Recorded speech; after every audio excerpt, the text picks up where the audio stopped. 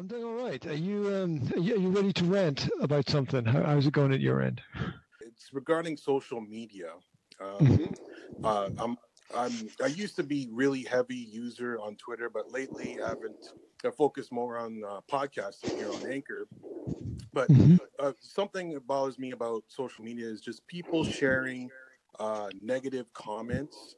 Like these people Mhm. are trying to raise awareness. Like, look at this Mhm. guy. Look what he said. How disgusting is this? And Mhm.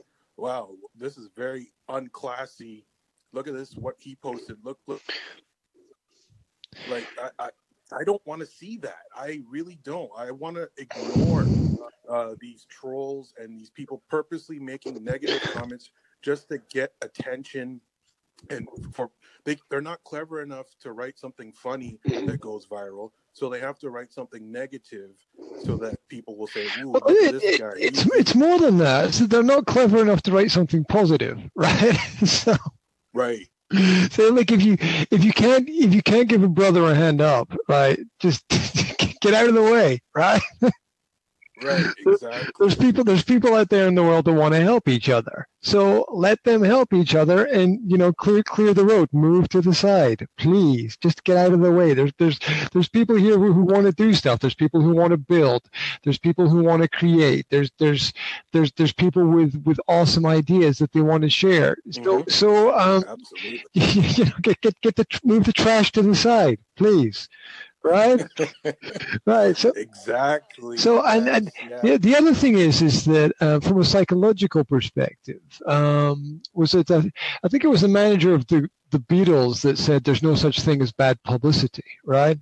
And so what people they know that negativity creates a reaction, yeah, in people. If you're walking through the park and the grass is cut and everything's leafy and green and lush and nice, you're like, yeah, okay.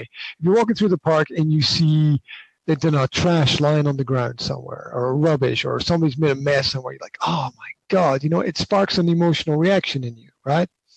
And so when people leave the negative comments, what that is that they know that will get a reaction because there's a bigger conversation about that about things going wrong than there is about things going right. Yeah, and the threads on social media are all built up and based on the negativity and somebody did something wrong and people will jump in with their comments on that and try to correct everybody because I know what's right and what's wrong, and it's just like, oh my, and no one knows anything, right? You're commenting about somebody somewhere that you probably don't know, and even if you have got a difference of opinion, does it matter? I don't know. It doesn't. No, it doesn't. Right. Just make things interesting, nothing more, right? Exactly. There's no wrong. There's just different. I don't have a problem with people having a different opinion. It's just when it's purposely negative and purposely trying to get a rise out of somebody. I'm not a fan of that, and I don't even want to see it on my timeline. I don't for example. Okay, so in Canada there was a major tragedy, and there was a bus that crashed and killed some. I heard about this recent, like last couple of weeks or something, right? Right. So that happened, and then when a troll's favorite hockey team lost, he said, like, I hope the other team takes a bus drive through Saskatchewan where it happened. God, like just stuff like that, and then people say, "Wow, you gotta." People shared it and said, "This guy's terrible." Don't I think that person purposely wrote that to get a rise out of people and to go viral for the wrong reasons. So people are looking to become infamous instead of being famous, and that's always been a history through time. But I feel like right now in 2018, it's more prevalent than before. Well, it's easier to be bad than it is to be good, right?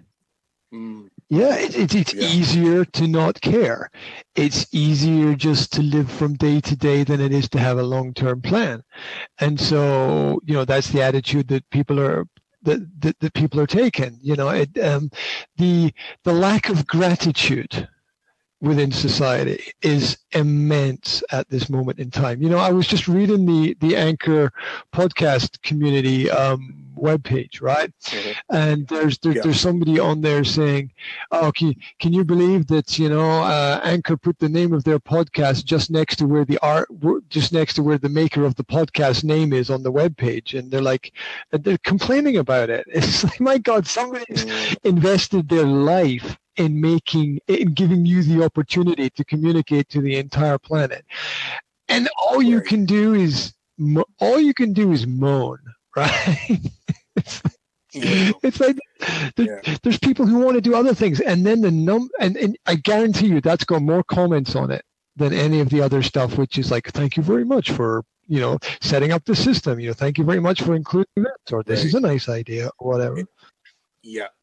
Exactly. Yeah, they're probably bombarded with negative comments. Well, there's more than likely. Yeah, it's just that it's so much easier for people. People that what the classic example was. It's like people on the plane complaining about the Wi-Fi, right? It's just, right.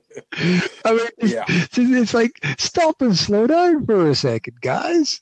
I mean, let me give you another mental example that I learned a couple of weeks ago. Right, we're talking about the fact that these people are just not they're not tuned into what's going on, and there's just a complete sort of lack of gratitude, right? And I heard the statistic, I couldn't believe it, right? So, in America, if you're a single mother, you can claim from the government per year $66,000 worth of benefits, right? Yeah. Okay. If you are a working male in Slovakia, where I am right now, and you are collecting the average wage for a year, you're making between $10,000 to $11,000. The equivalent, right? So a not working single mother in the United States is getting what is that, six times as much? Well, I don't know, a couple of 100% more, right? About 6 times. Yeah, than a full-time working person gets in the country where I am right now, right? And the single mothers will complain about the situation that they're in. Yes, absolutely. Yeah. They will say that it's not enough to feed their children, and but they're not comparing themselves to the world. They're just comparing. They're just comparing themselves to their local community. So people. Unfortunately, I don't want to offend Americans, but Americans seem to be stuck in their own world. They don't really care for the rest of the world, like how they do things, like the gun laws and healthcare. They don't look abroad to, just even us in Canada. They don't even look and say, "Look, this is what they're doing. It's working.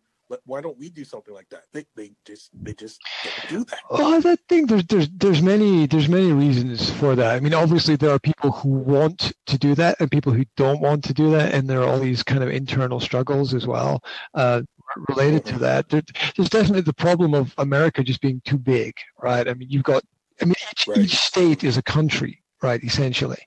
Right, and so I mean, whereas you got Canada, which is just like, it's one country with basically one system, although it's different in different places. But you've got the United States. You're trying to take 50 countries and put them under this basically the same rules and regulations, which is kind of insanity. And over the longer period of time, I kind of see that it's kind of falling apart a little bit for them there, but the lack of reality is just amazing. I mean, if you look at the basic facts, there are 200 countries, right, on the planet that we're on, right?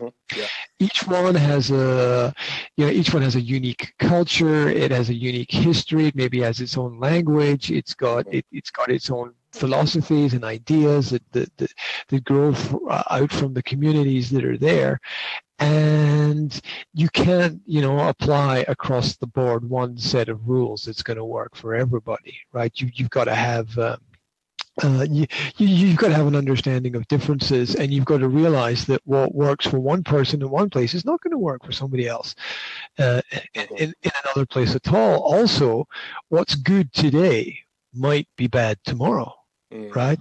Time changes things as well. The laws and rules which are perfectly cool, this week might not be so cool next week. Now, I noticed that maybe that you've got this orientation towards sports, right? Yes. I think. Yes, orientation towards sports, yeah, right? Yes. Mm-hmm.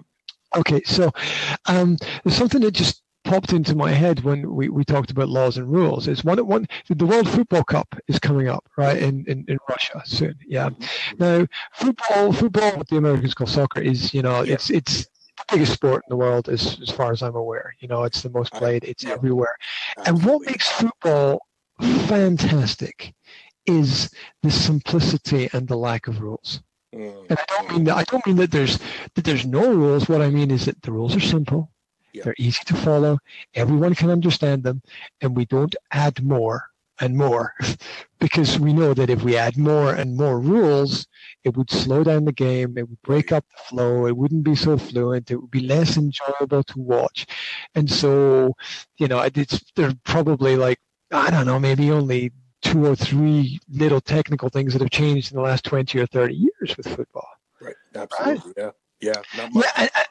Yeah, not much. And that's, it's it's the lack of rules, and the simplicity of using what works and not overcomplicating it, because people get into the game, they follow the rules, they understand how it works, and they play along with it. You don't need to, be telling everybody or micromanaging every little thing as so many people are trying to do, and so many organizations are trying to do at the moment. So, what are your main sports, right? What do you get into on your podcast? Well, I'm from Canada, so I'm kind of forced to say hockey is number one. Okay. But my local team here in Slovakia just won the Slovak Championship, and they've just won it this week, and they've got Canadian players here. Yes. There's Canadian players all around the world playing in every league, and I never realized how big a business it was. Yep. Sorry. Yeah, I never realized that. It's like these players, if they can't play inside Canada, they then basically sell themselves to teams in other countries, and then spend like 10, 15 years, just like 1 year here, 1 year there. They get traded around different places. All over Europe. Yeah, every country in Europe has their own little league, and I'm guessing the Russian league is the highest paid one, but the other ones must be fine as well. So you can make a decent living, even though you're not in the NHL, the National Hockey League, but you can still make a living in these other smaller leagues. Yeah, well, look, you can playing sport. You can make more money than you can doing something like teaching, right? I mean, just look at the basics, right? I mean, society's values are upside down, but that's the way the world is, right? It's not going to change tomorrow. All right, so we're only a few seconds left. So thank you so much for this talk. It was great. No problem. Let's keep in touch. Let's do it again at some point in time. Yeah, we might hook up again. You never know on this co-host feature. So, have a good evening.